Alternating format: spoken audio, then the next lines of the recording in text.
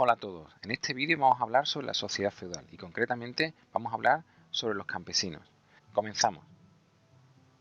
Bien, pues como hemos dicho, vamos a empezar hablando de qué era la sociedad feudal o cómo era.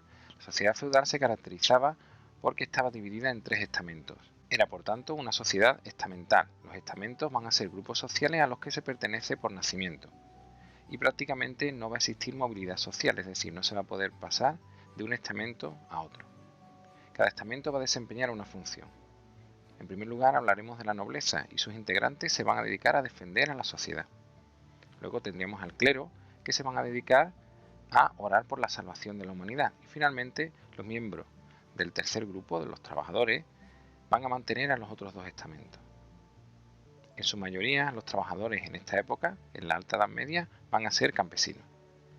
Vamos a tener entonces dos grupos minoritarios que van a ser los privilegiados y el tercer grupo, el mayoritario, que no van a ser privilegiados.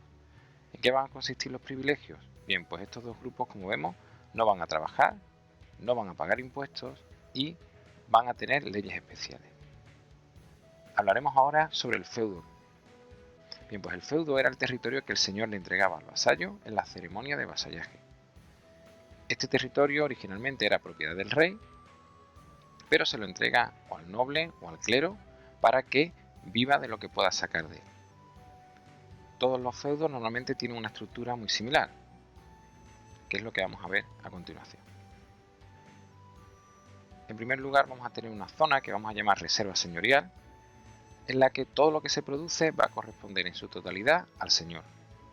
Y ahí vamos a encontrar las tierras de cultivo, pastos, los bosques y también la vivienda del señor, el castillo. La otra zona del feudo van a ser los mansos, que son pequeñas parcelas que se entregan a los campesinos por el señor.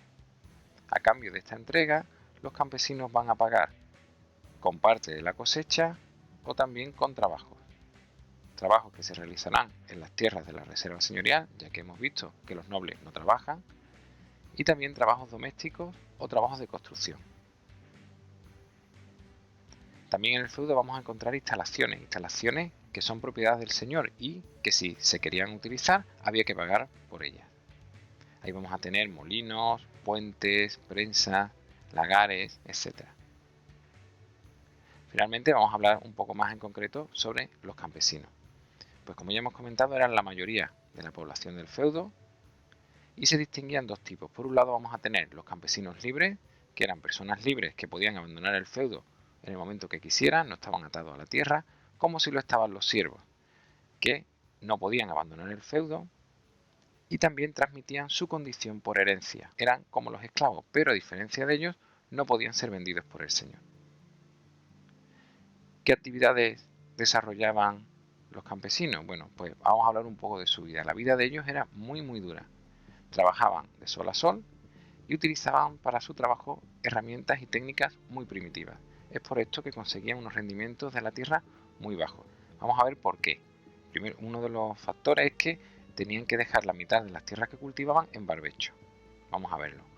Es decir, tenían su propiedad, la dividían en dos, una no la cultivaban y la otra la cultivaban. Y al año siguiente, la que habían dejado descansar cultivaban y la que habían cultivado la dejaban descansar.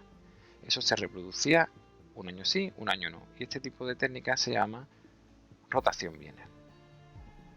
Bien, además tenían que pagar impuestos a su señor, ya lo hemos dicho, por las tierras que trabajaban y por las instalaciones que utilizaban. Pero además tenían que pagar el diezmo a la iglesia, es decir, una décima parte de la producción que conseguían.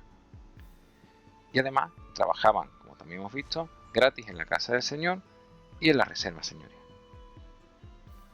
¿Cómo era la vivienda de los campesinos en aquellos feudos? Bien, en primer lugar hay que dejar claro que las casas estaban construidas con los materiales que más abundaran en la zona, que podría ser madera o paja, adobe, piedra, etc. Dependía de la zona. Solían estar rodeadas por un huerto y un corral. El interior de la casa estaba formado normalmente por una sola habitación muy grande que compartían los campesinos con los animales. Tenían pocos muebles, normalmente una mesa y algunos bancos, un arcón o un baúl que también utilizaban normalmente o de mesa o para sentarse. Y no solía haber camas como las podemos conocer hoy. Bien, pues hasta aquí el vídeo. Espero que os haya parecido útil y gracias por verlo.